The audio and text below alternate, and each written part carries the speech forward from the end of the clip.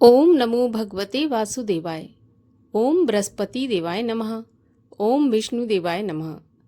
स्वागत है आप सभी का हमारे चैनल पर। आज है बृहस्पतिवार और आज के दिन बृहस्पतिवार का व्रत करने से, कथा सुनने से सभी प्रकार की धन संबंधी समस्याएं दूर होती हैं। अगर व्रत रखा है तो बहुत अच्छा है।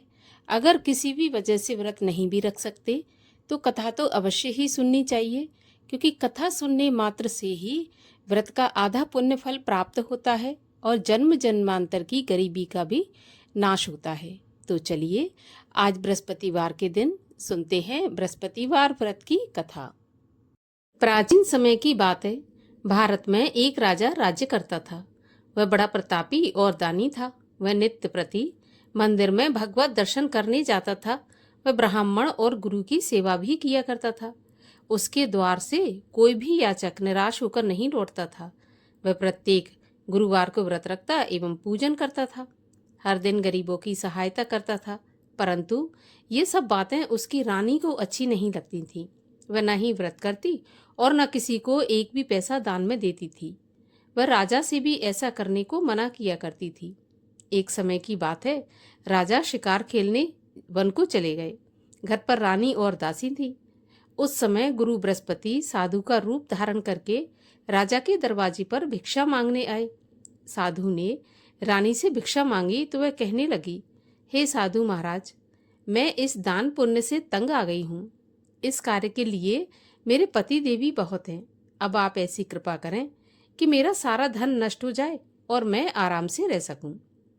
साधु रूपी बृहस्पति देव ने कहा, देवी, तुम तो बड़ी विचित्र हो।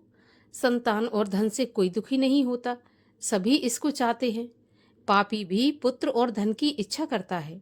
अगर तुम्हारे पास धन अधिक है तो भूखे मनुष्यों को भोजन कराओ, प्याऊ लगवाओ, ब्राह्मणों को दान दो, धर्मशालाएं बनवाओ, कुआं, तालाब, बावड़ी, बाग बगीचों आदि का निर्माण करवाओ तथा निर्धनों की कुमारी कन्याओं का विवाह कराओ। साथ ही यज्ञ आदि करो।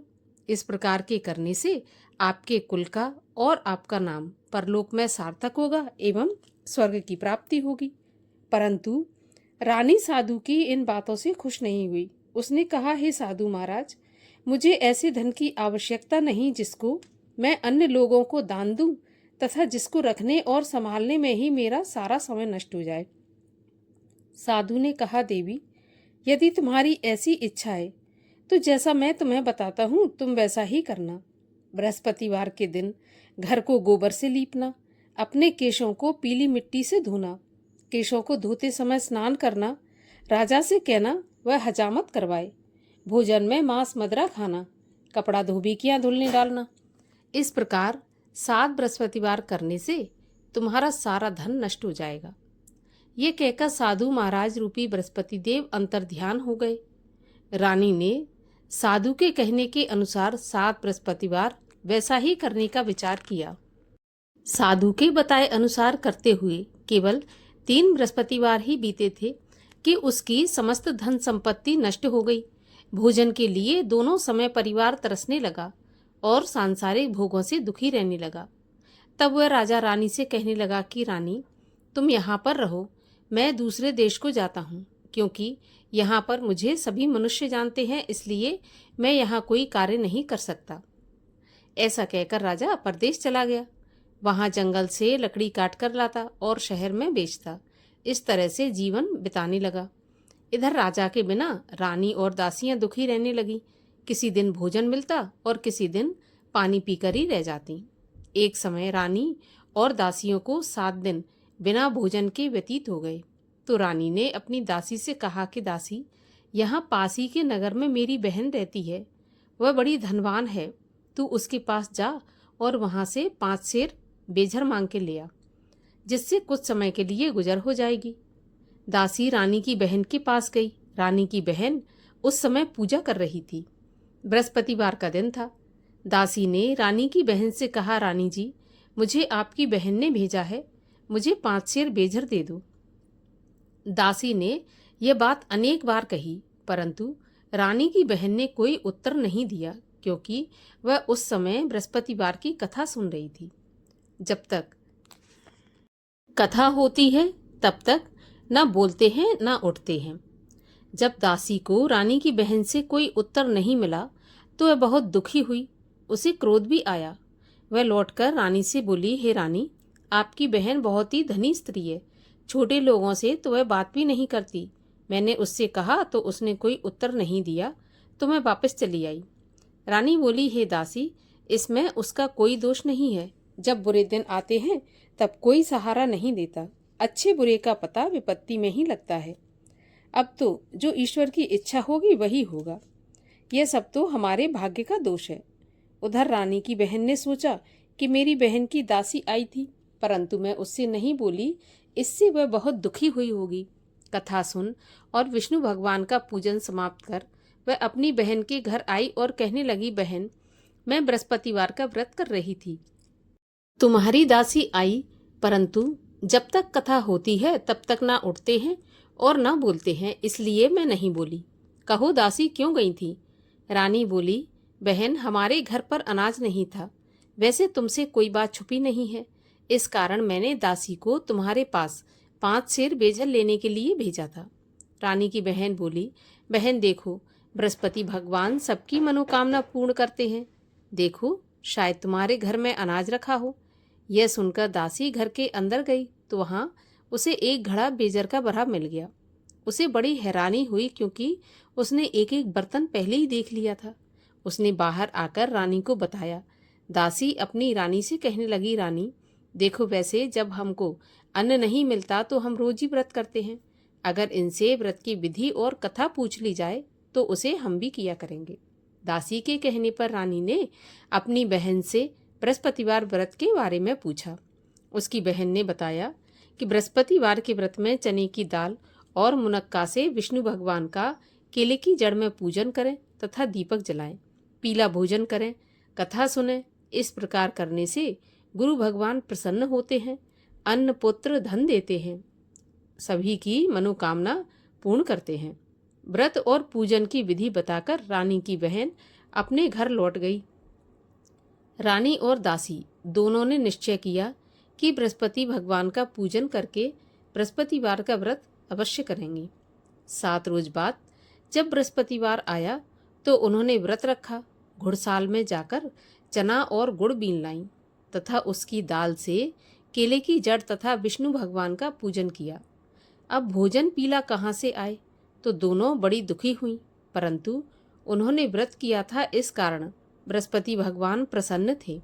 एक साधारण व्यक्ति के रूप में वे 2 थालों में सुंदर पीला भोजन लेकर आए और दासी को देकर बोले, दासी, यह भोजन तुम्हारे और रानी के लिए है, तुम दोनों करना। दासी भोजन पाकर बड़ी प्रसन्न हुई और रानी से बोली, रानी जी भोजन कर लो। रानी को भोजन आने के बारे में कुछ पता नहीं था, इसलिए वह दासी से बोली, जा तू ही भोजन कर, तू हमारी व्यर्थ में हंसी उड़ाती है। दासी बोली, एक व्यक्ति भोजन दे गया है। तो रानी कहने लगी, यह भोजन तेरे लिए दे गया है तो तू ही भोजन कर ले। दासी ने कहा, वह व्यक्ति हम दोनों के लिए 2 थालों में भोजन देकर गया है, इसलिए मैं और आप दोनों ही साथ साथ भोजन करेंगे। दोनों ने गुरु भगवान को नमस्कार करके भोजन प्रारंभ किया। उसके बाद से वे प्रत्येक बृहस्पतिवार को गुरु भगवान का व्रत और पूजन करने लगी। बृहस्पति भगवान की कृपा से उनके पास धन हो गया, परंतु रानी फिर पहले की तरह आलस करने लगी।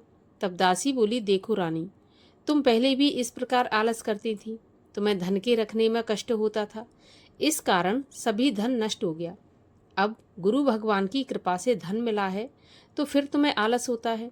बड़ी मुसीबतों के बाद हमने यह धन पाया है, इसलिए हमें दान पुण्य करना चाहिए। भूखे मनुष्यों को भोजन कराओ, प्याऊ लगवाओ, ब्राह्मणों को दान दो, कुआं, तालाब, बावड़ी आदि का निर्माण कराओ, मंदिर, पाठशाला बनवाकर दान दो, कुंवारी कन्याओं का विवाह करवाओ। धन को शुभ कार्यों में खर्च करो, जिससे तुम्हारे कुल का यश बढ़े तथा स्वर्ग प्राप्त हो और पितृ प्रसन्न हो। दासी की बात मानकर रानी ने इसी प्रकार के कर्म करने प्रारंभ कर दिए। अब तो उसका काफी यश फैलने लगा। एक दिन रानी और दासी आपस में विचार करने लगी कि न जाने राजा किस दशा में होंगे। उनकी कोई खोज खबर नहीं है। गुरु भगवान से उन्होंने प्रार्थना की और भगवान ने रात्रि में राजा को सपने में कहा कि राजा उठ, तेरी रानी तुझको याद करती है, अब अपने देश को लौट जा। राजा प्रातःकाल उठा। यह विचार करने लगा कि स्त्री जाति खाने और पहनने की ही साथी होती है, पर भगवान की आज्ञा मानकर वह अपने नगर को चलने के लिए तैयार हुआ। जब राजा परदेश गया तो परदेश में बहुत दुखी रहने लगा था। प्रतिदिन जंगल से लकड़ी बीन कर लाता और उसे शहर में बेचकर अपने दुखी जीवन को बड़ी कठिनता से व्यतीत करता था। एक दिन राजा दुखी होकर अपनी पुरानी बातों को याद करके रोने लगा। उस जंगल में बृहस्पति देव एक साधु का रूप धारण करके आए और राजा के पास आकर बोले, हे लकड़हारे, तुम इस सुनसान जंगल में किस चिंता में बैठे हो, मुझे बताओ। यह सुनकर राजा के नेत्रों में जल भर आया और साधु की वंदना करके बोला, हे प्रभु, आप सब कुछ जानने वाले हैं। इतना कहकर राजा ने साधु को अपनी संपूर्ण कहानी सुना दी। महात्मा दयालु होते हैं।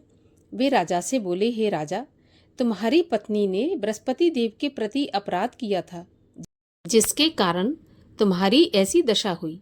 अब तुम किसी प्रकार की चिंता मत करो, भगवान तुम्हें पहले से अधिक धन देंगे।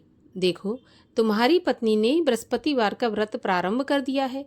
अब तुम भी बृहस्पतिवार का व्रत करके चने की दाल व गुड़ जल के लोटे में डालकर केले का पूजन करो, फिर कथा कहो या सुनो, भगवान तुम्हारी सभी कामनाओं को पूरा करेंगे।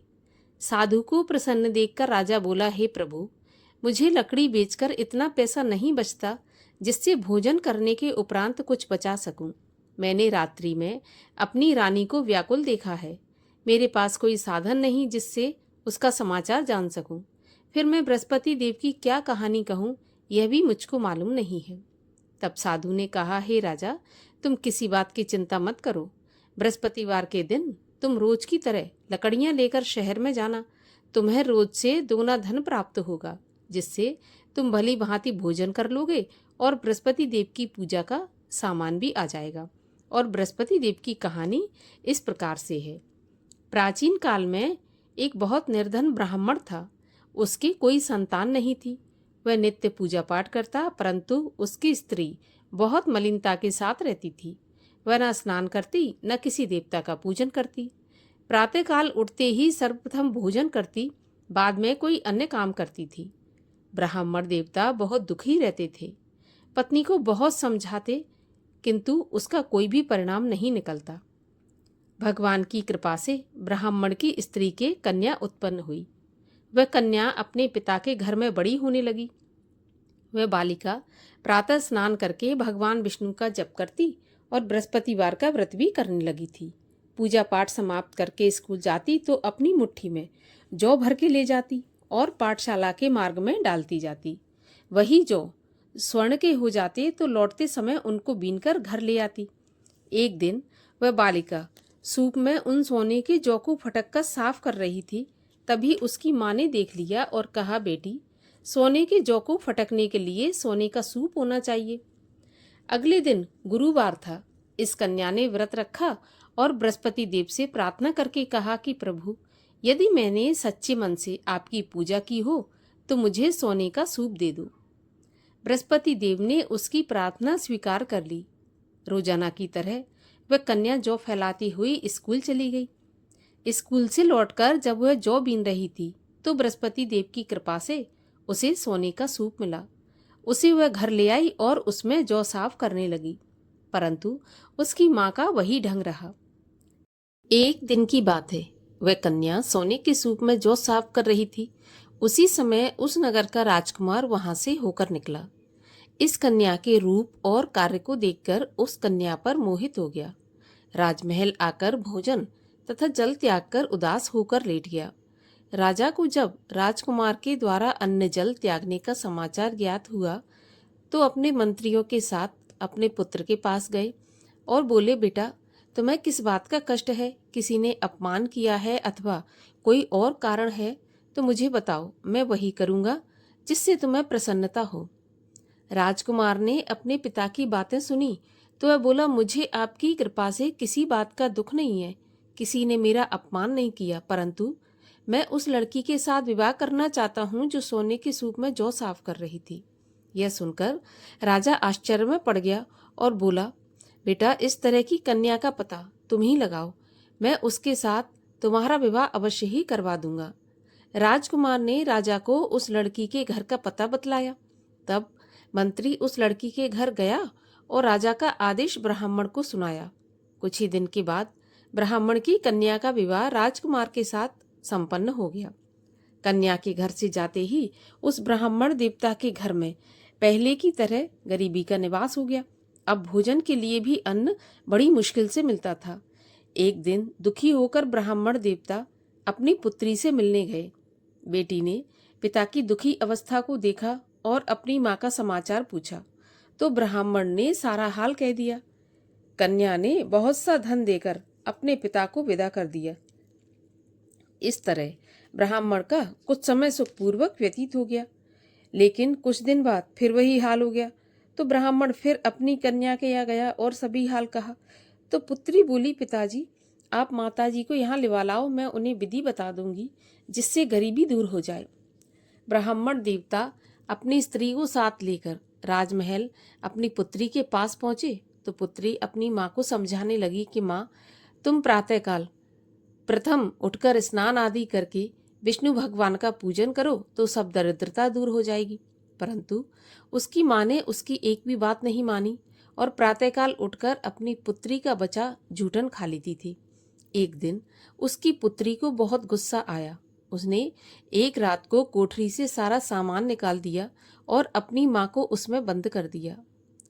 प्रातःकाल उसमें से उसे निकाला, स्नान आदि करा के पूजा पाठ करवाया तो उसकी माँ की बुद्धि ठीक हो गई।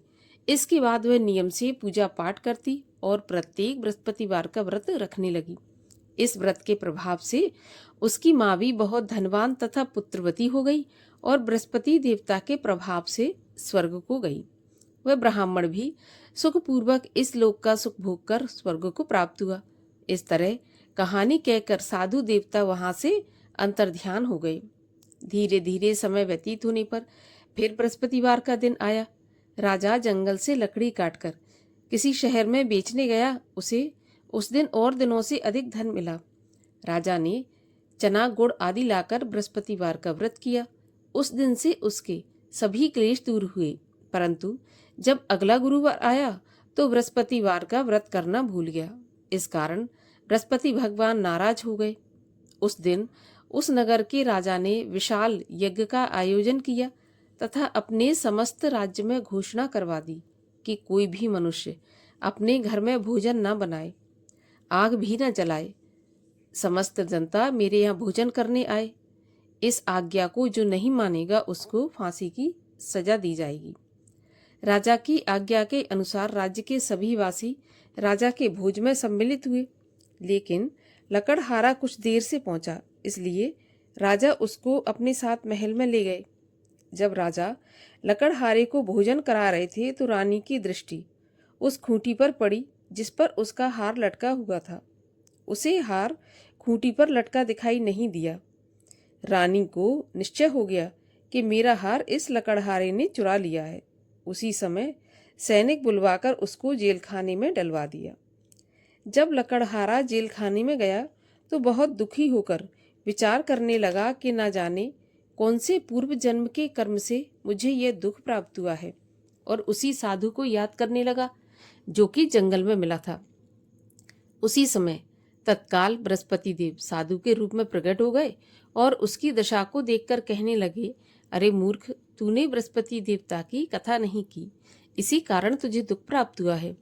अब चिंता मत कर, बृहस्पतिवार के दिन जेल खाने के दरवाजे पर 4 पैसे पड़े मिलेंगे, उनसे तू बृहस्पति देव की पूजा करना तो तेरे सभी कष्ट दूर हो जाएंगे।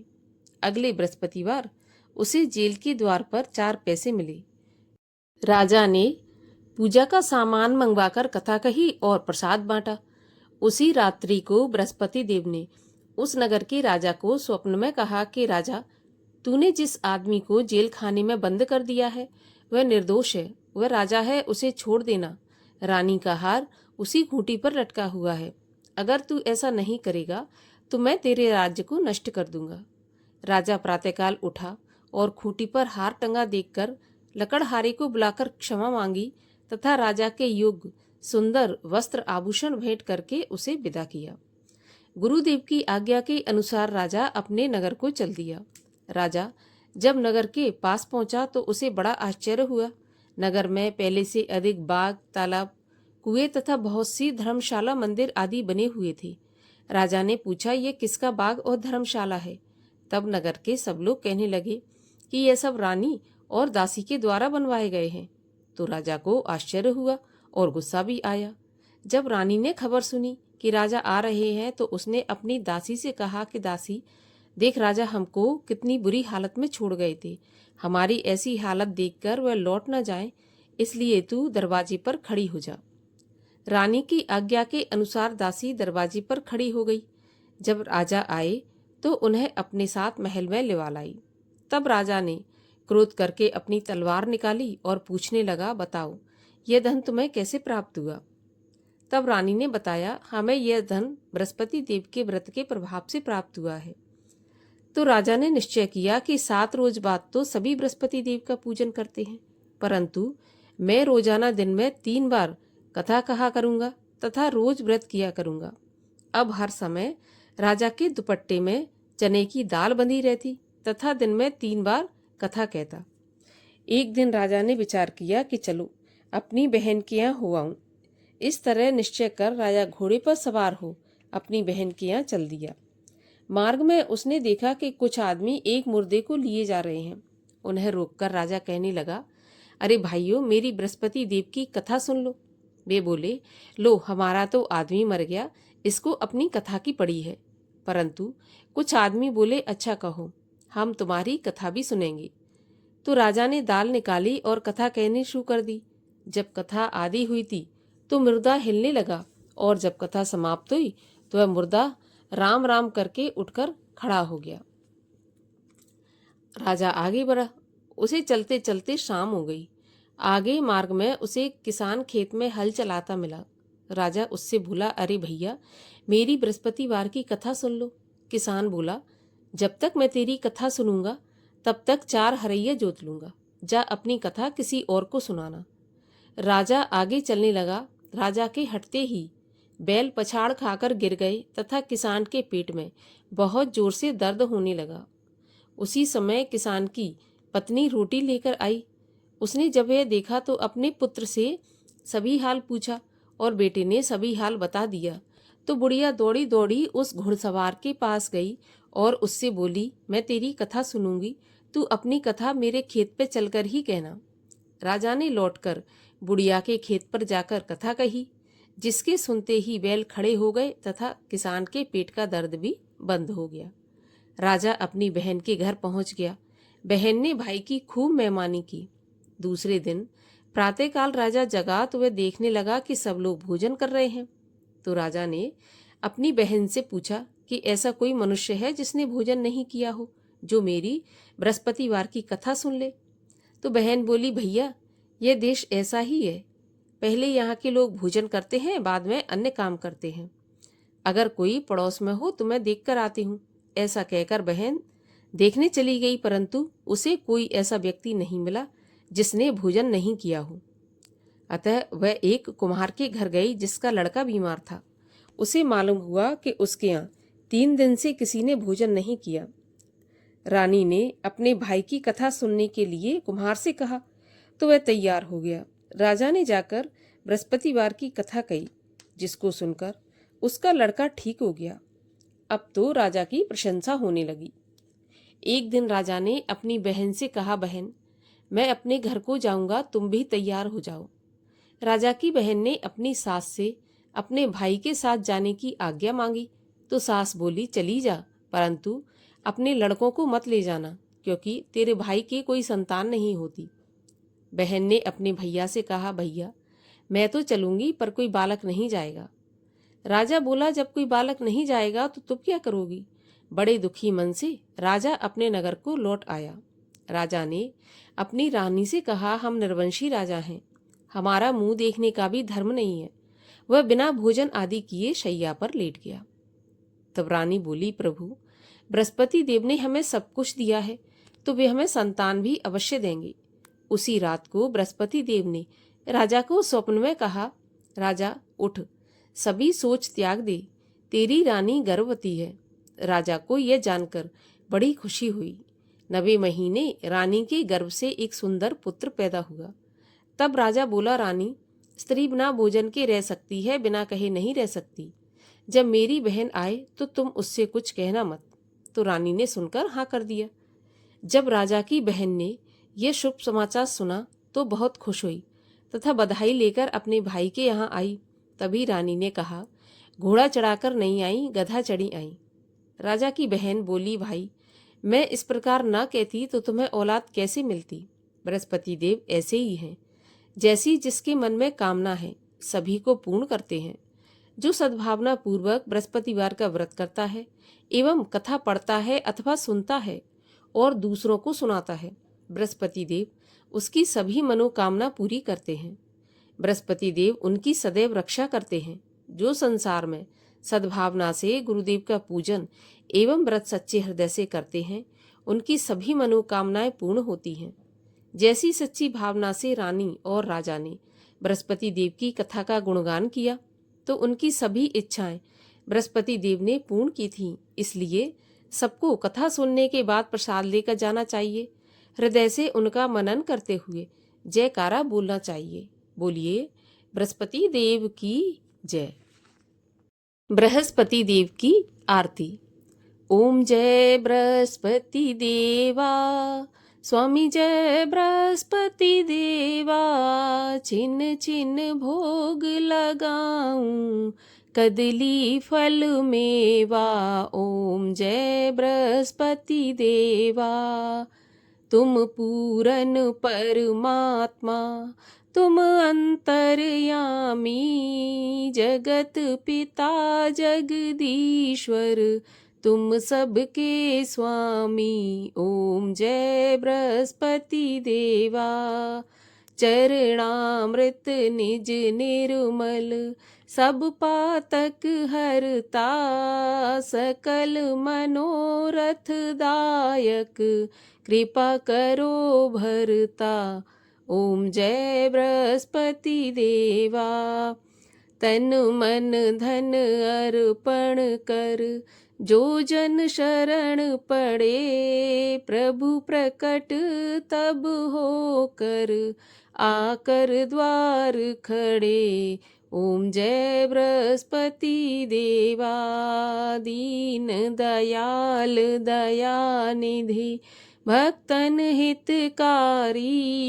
पाप दोष सब हरता, भव बंधन हारी। ओम जय बृहस्पति देवा। सकल मनोरथ दायक, सब संशय हारो। विषय विकार मिटाओ, संतन सुखकारी। ओम जय बृहस्पति देवा। जो कोई आरती प्रभु की, प्रेम सहित गावे। जेठानंद आनंद कर, सो निश्चय पावे। ओम जय बृहस्पति देवा। बोलो विष्णु भगवान की जय। बोलो बृहस्पति देव भगवान की जय।